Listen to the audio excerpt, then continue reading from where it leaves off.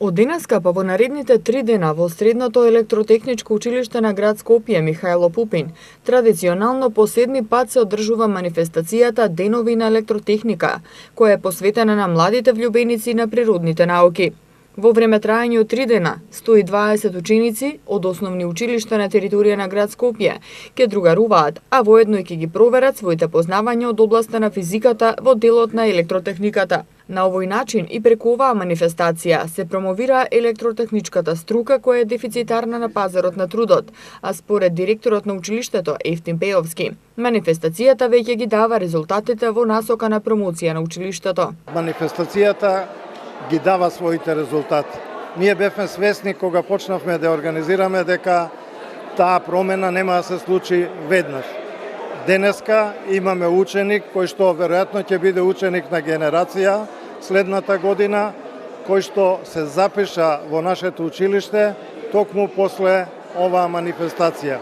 Не го кажувам само како пример кој позитивен, но и голем број на други ученици исто така водени од она што се случува на овој ден, гледајќи ги условите за работа во училиштето, слушајќи ја пораката дека пазарот на трудот бара кадри од електротехничка струка, се запишуваат во нашето училиште и обезбедуваат убава професионална кариера. Секој училиште е представено од барем една екипа составена од 3 ученика.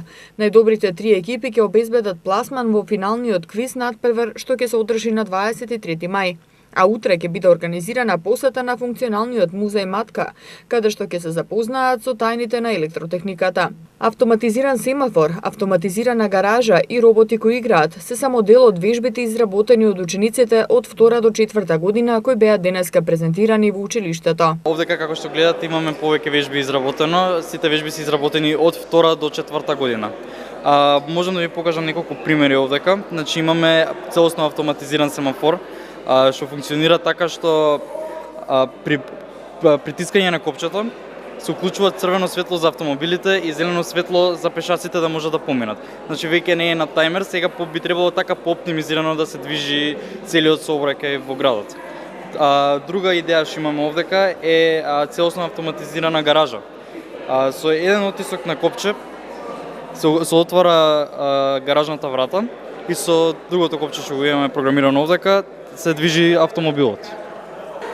Сите овие вежби ни се изработени од, пак ќе кажам, од учениците што ни се од 2 до 4 година, во соработка заедно со многу други ученици што се од други држави, како на пример Словенија, Хрватска и Србија. Секоја година имаме размена на ученици. Овие работи се дизајнирани во SolidWorks и после испечатени се од 3D принтер.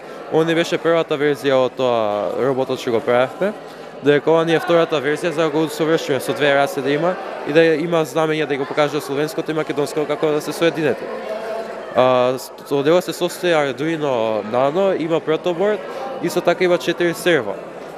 Има за батерии за да може да се уклучи и изгаси така самостолно. И тоа има исто така сензор ако сакаме да прави некоја програма за избегнува препрек. Сигурно што го нуди училиштето како вежба и практична настава, било пресудно за учениците да се запишат во ова училиште и да ги развијат и усовршат своите желби и вештини. Како помал секогаш ме навлекува компјутери и електротехника. Сето ова што го нуди училиштето денес, се како помал ми било желба да го учам понатаму во мојот живот.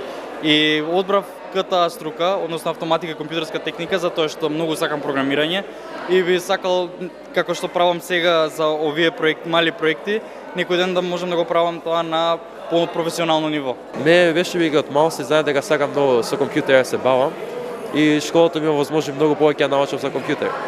И тоа се во глава ќе помогне во еднината.